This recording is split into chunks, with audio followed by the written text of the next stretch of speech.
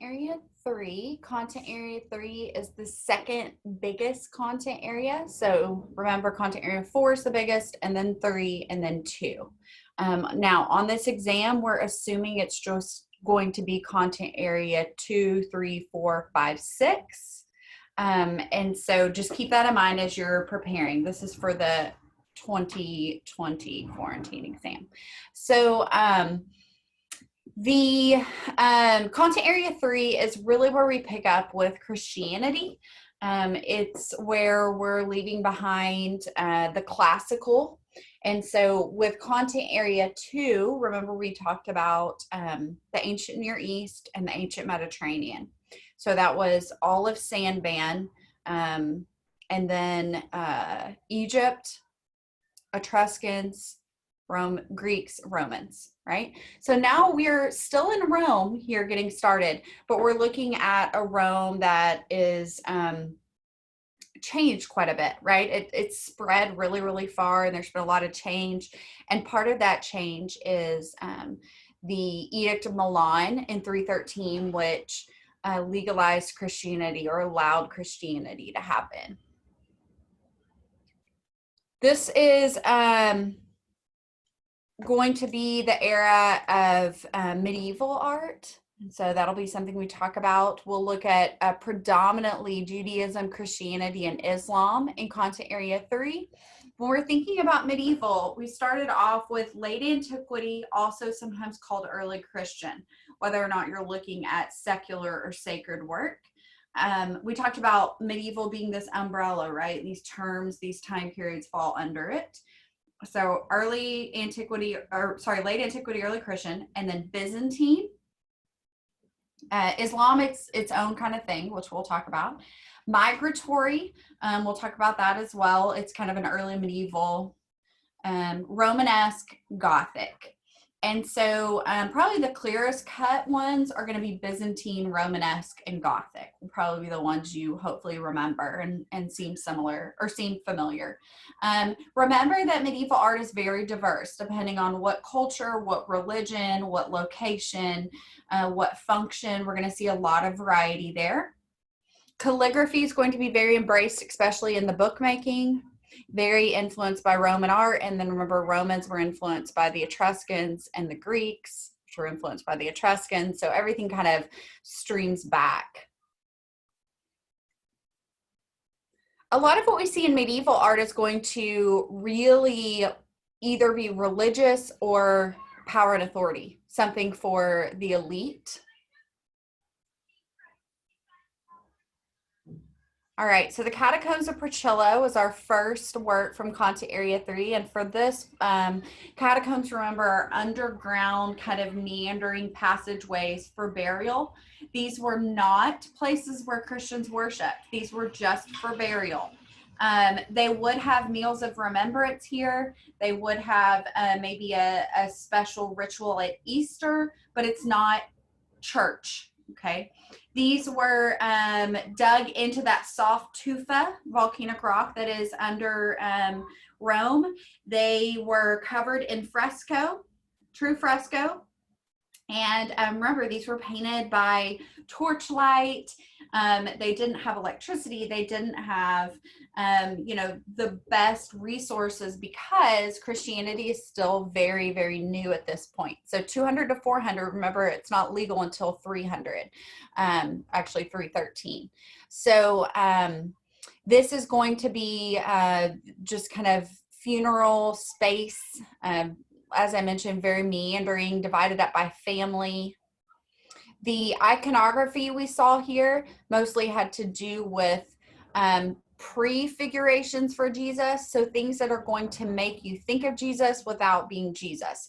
And so remember, they're still going to be hesitant to show too much about Jesus Christ or definitely about the cross because the Romans killed Jesus.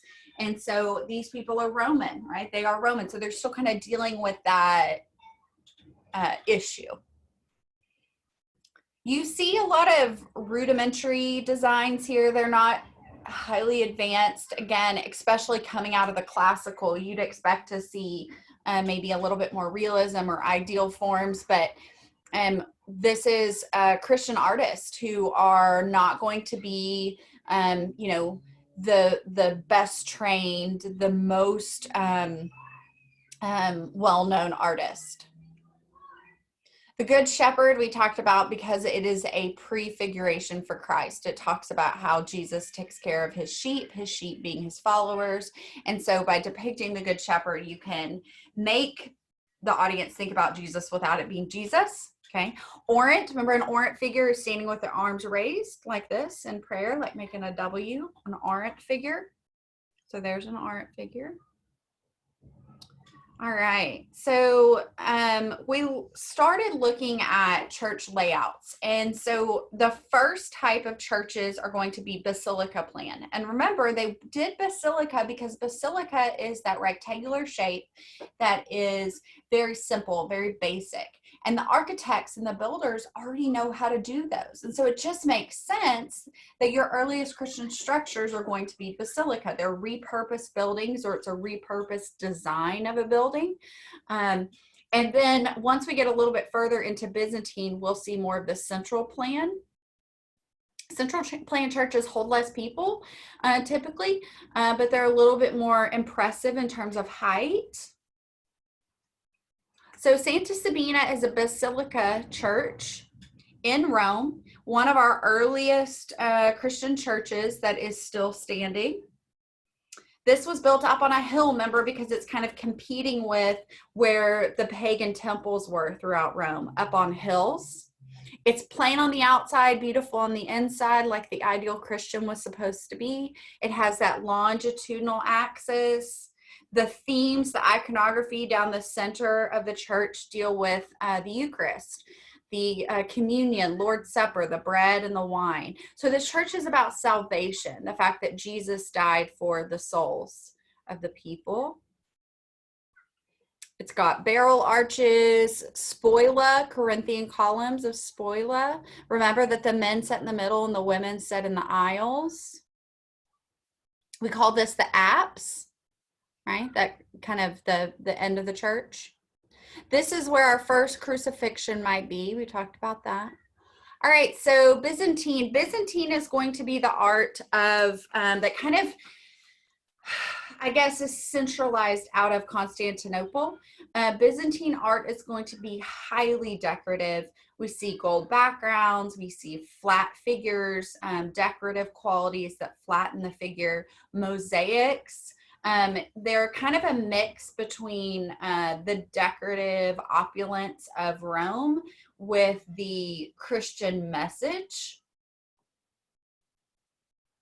The iconoclast controversy is basically where there are groups of Christians who believe that icons, images that relate to religion are unbiblical, that they are sinful. And so they destroyed a lot of images in the iconoclast controversy in the Byzantine era. And then about change, right? So if we're coming out of the Greco-Roman world, where in the classical, again, they are thinking about how can I make this as real as possible? And not only real, but super real, right? Idealized, over the top. And they're interested in something looking three-dimensional and something looking lifelike and something looking dramatic. Well, now that we are at in the Christian context, they're not concerned about that because they're wanting to focus on the soul, not on the figure of people. And so they kind of reject all of that realism and naturalism, and instead they choose to create work that's very flat, mysterious, spiritual realm, esoteric. Eventually, Christianity will become the majority, and there's, of course, with that's going to become more stability and wealth. This was our first folios. Remember, a folio is a page in a book, and a book's a codex, right? So we're looking at two folios of a codex, and the codex is called the Vienna Genesis. Vienna Genesis. This is early Byzantine. It's an illuminated manuscript of silver on purple dyed vellum, not paper, vellum. So again, remember this is skin. It's telling two stories, Rebecca and Eliezer at the well, and then Jacob wrestling the angel. Both of them are from the book of Genesis. So this would be a narrative. It's an illustrated narrative. Remember that books are luxury items. Remember, medieval artists are valuing symbolism and abstraction. The text is Greek.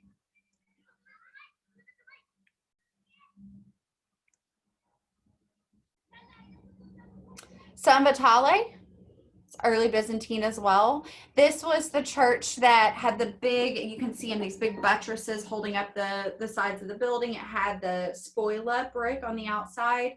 It is octagonal and it's stacked kind of like a cake. This is a central plan church because it's in Ravenna, and Ravenna is a smaller city. It's not Rome. It doesn't have to hold a ton of people. Remember that this church was made to honor the Emperor Justinian and his wife Theodora, but they never came to see it.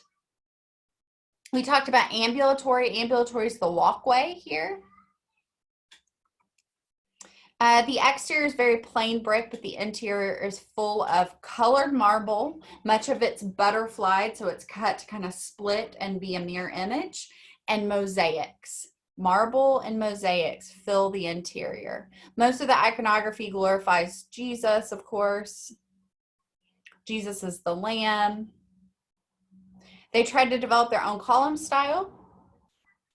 There's our Justinian mosaic where he's showing his dominance in multiple ways, and he's handing the bread towards Jesus. And then Theodora's across from him holding the chalice of wine towards Jesus. The Hagia Sophia, this is in Constantinople. It's in its third form after having fallen a couple times. It is an engineering marvel, right? This is definitely a change, a innovation, in the fact that they're using, the artisans are using half domes to buttress and hold up the full dome in the center. And so it's a series of domes buttressing and holding each other up. The dome is fenestrated, which means it has spaces for light here. Not an oculus in the center like in Rome, but instead windows along the outside. The minarets were added later, right? So that's a later addition from when it became a mosque. This sacred space is about light. Remember, it's a hybrid, and it's a hybrid central plan plus basilica plan put together. Virgin Theotokos and Child Between Saints. This is an icon from Mount Sinai, St. Catherine's Monastery at Mount Sinai. Icons were typically encaustic, which is that wax paint on wood. Lots of ways that we're shown here that Mary and Jesus are most important. We have that shallow, compressed space, flat figures. Remember, the icons are active. They are meant to be used, just like we talked about with Africa, right? The masks are not meant to hang on a wall. They're meant to be used. Well, same thing here. This is meant to be used. It's used for veneration and prayer.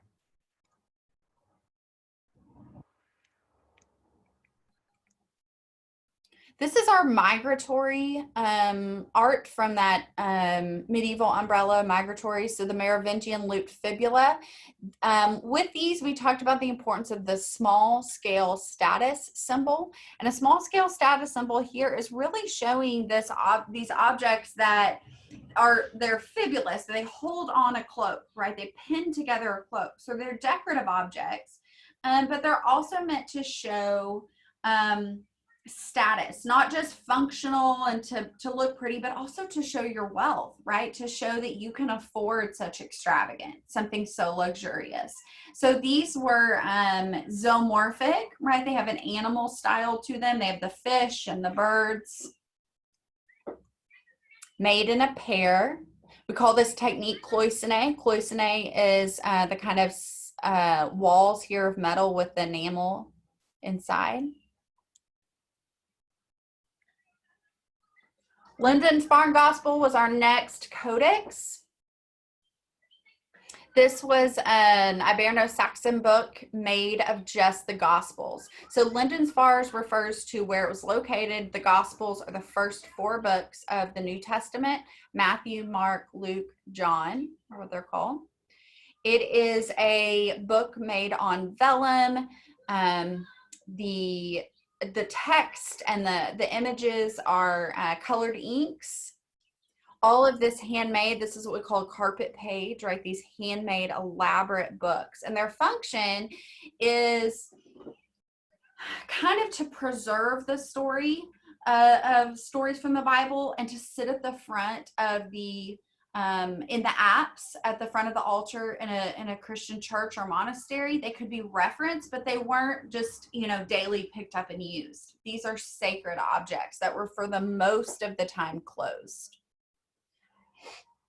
The artist had a lot of freedom when it came to kind of what their designs look like, how many letters to put on a page. There's just a lot of freedom here. They had to copy the story exactly, but they could play around with the font and the style of painting.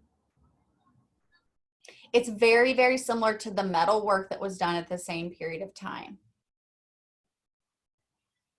And we talked about how this is, it's kind of like we talked about with the Lands-On at Chauvin, contour rivalry, how lines can mean more than one thing. So we talked about how these lines become the chalice, the wine glass of the Lord's Supper, but then as a circle, they come together and they make the loaf of bread, the Lord's Supper. And then the loaf of bread and the chalices come together to make a cross. And so you have all this symbolism.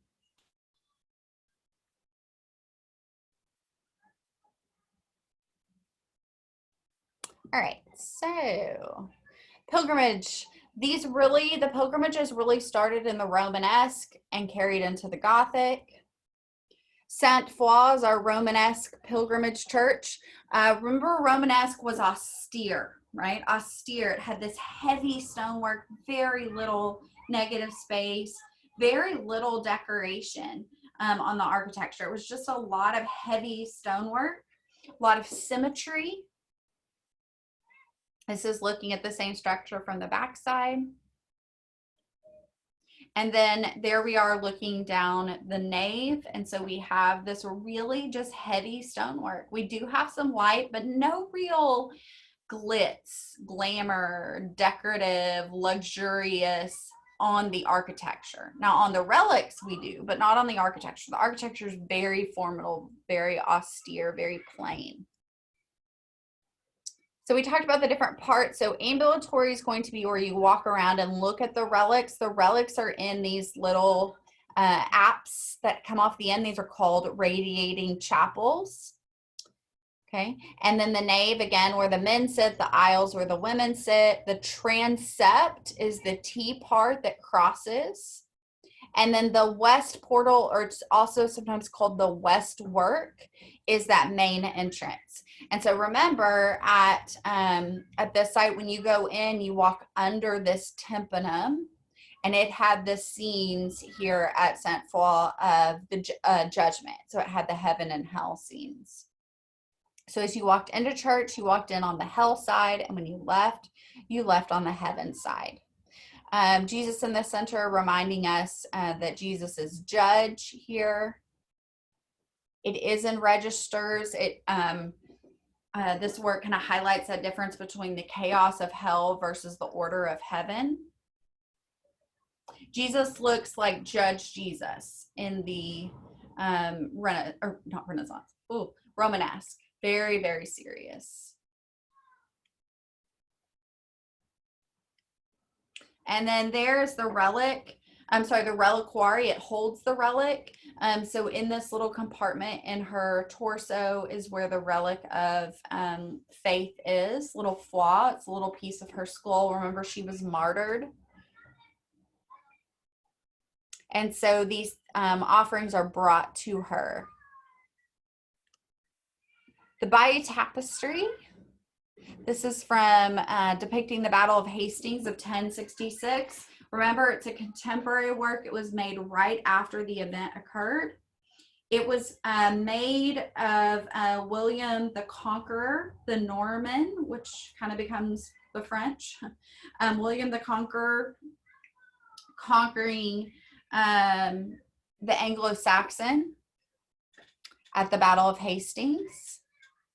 So Harold dies and William conquers. Likely this was commissioned by Odo, Bishop Odo, who was the half-brother of William the Conqueror.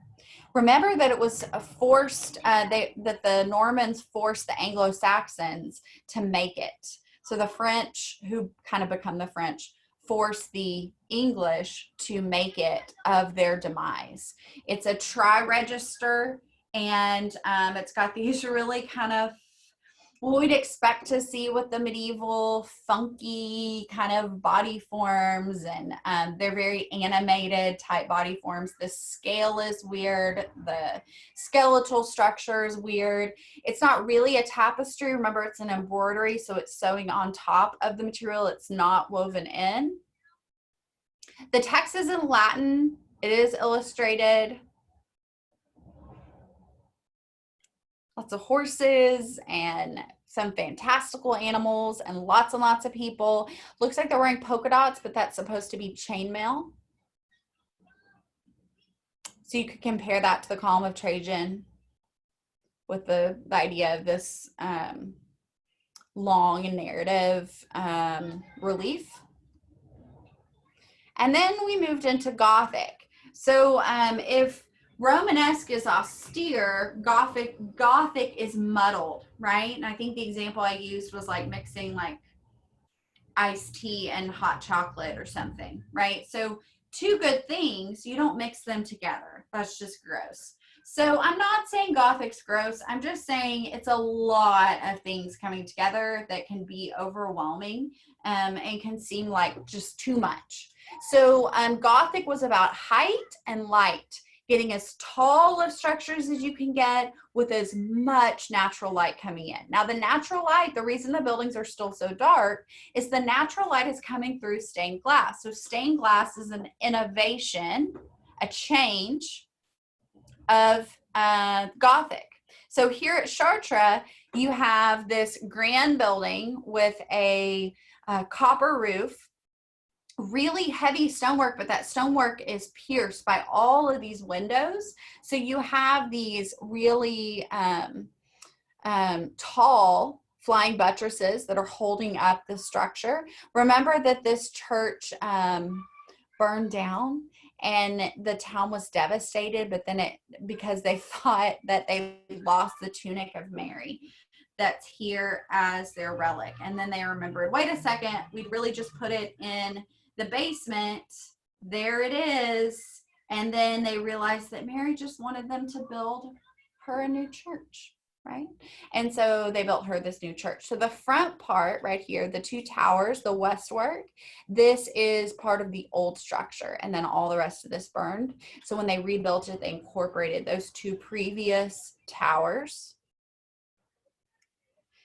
Lots of complex, we call this fan vaulting, stained glass.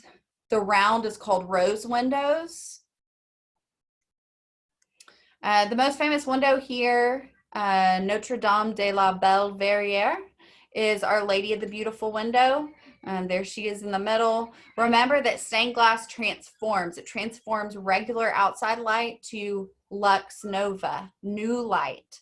And so that transformation as the sunlight goes through the colored glass is they are actually transforming. They believe that the light was transforming something secular into something sacred, right? So this is different from mosaics that reflect light.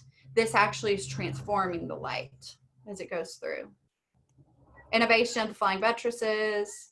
The portal at Chartres is less about judgment and more about glorifying Jesus. So we have the four Gospels represented around him. We don't have Judge Jesus anymore in the Gothic. Every little detail was cared for and considered because they believed that they were working for God, that they were building this for God and Mary and Jesus. It has the labyrinth in the floor when you go in. Fan vaulting. Chartres has the same pilgrimage type plan that we saw with the Romanesque. Here's our window. All about the glory of Mary. Remember, Mary had been given a new title, Queen of Heaven, so she has on a crown. And then it was saved by a colonel who did not want the building destroyed when the Allied forces were going to destroy Chartres. And then this is the place that they painted, and so it went from gray to like a beige and gold. Yay. And the famous black Madonna, painted to look like a white lady. All right. Ugh. Dedication page of Blanche of Castile and King Louis. And so this is a moralized Bible. It is a illuminated manuscript that is, you could say it's similar to the Lindensfarne Gospels or the Vienna Genesis in its form, but lots of gold. So the gold tells us that this belongs to someone wealthy. And we know, in fact, that this belongs to the king because of the crowns, the fleur-de-lis. This is telling us that this is a royal object. Remember that Blanche and King Louis are supposed to look similar to Mary and Jesus in their pose. This is called a trefoil, this type of arch. We saw them during the pointed arch and the trefoil arch are Gothic. The rounded barrel arch is Romanesque and earlier. Moralized Bible is going to be just selected stories from the Bible with prayers, with calendar, with kind of feel-good quotes, and that would be given to a king as kind of a coming-of-age present. Remember that books were luxury objects. Here's the image it was trying to be like from a tympanum, similar. And it also has scenes of the apocalypse. So again, a king might want to have knowledge of the apocalypse being the end of the world so that they kind of show that they have an understanding of the entirety of humankind, or at least the illusion of an understanding.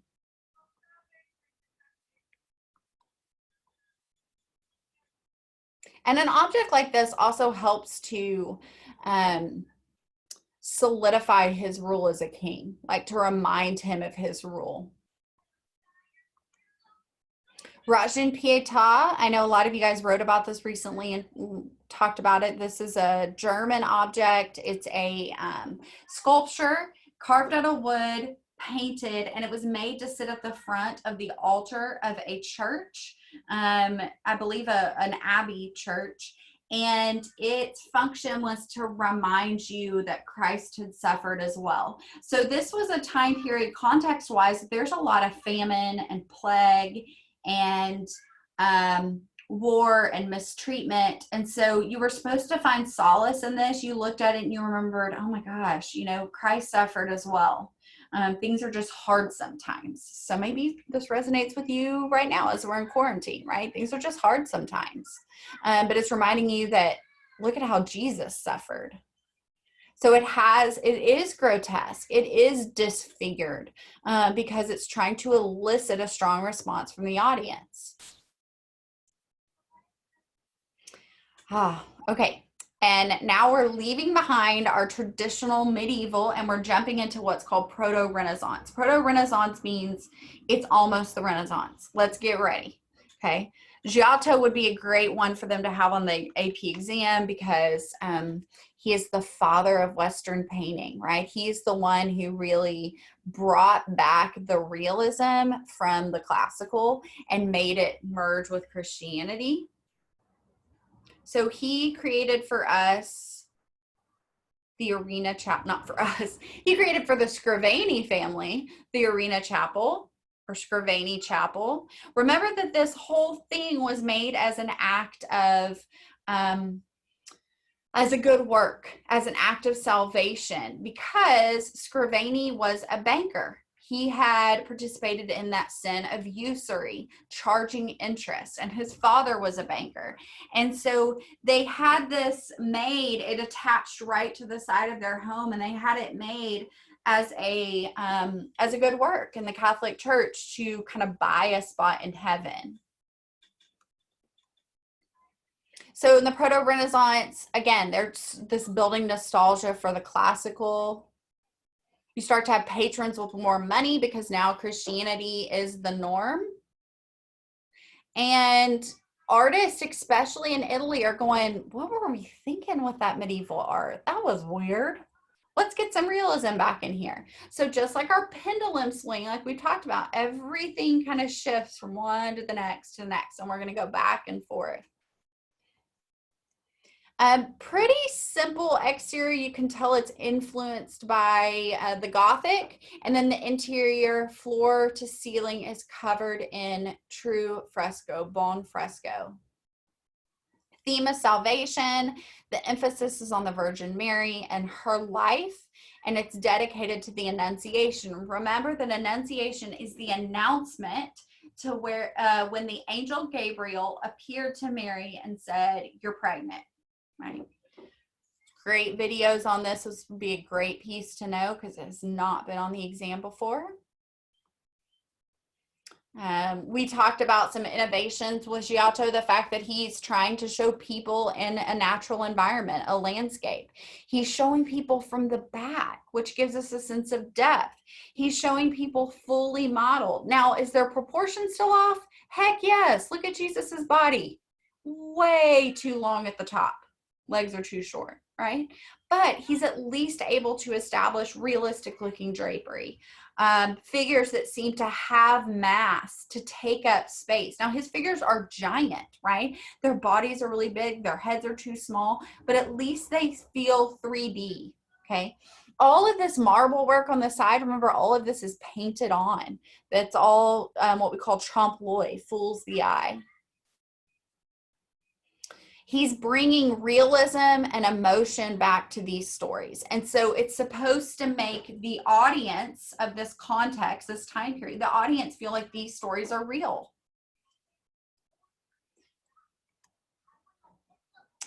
Golden Haggadah, this was kind of a hard place to find, to throw this one in. This is our one Jewish work. Remember that the Haggadah was read at Passover. It was part of a ritual where a young child would say, why is this night different from the others? And then the story of the Haggadah would be read.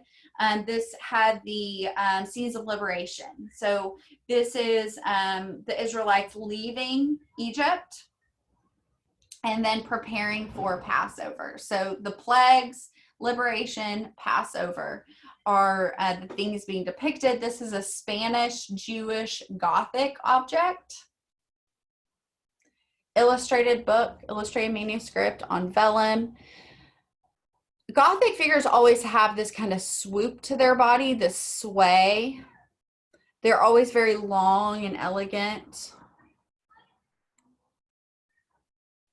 So scenes of the plagues, right?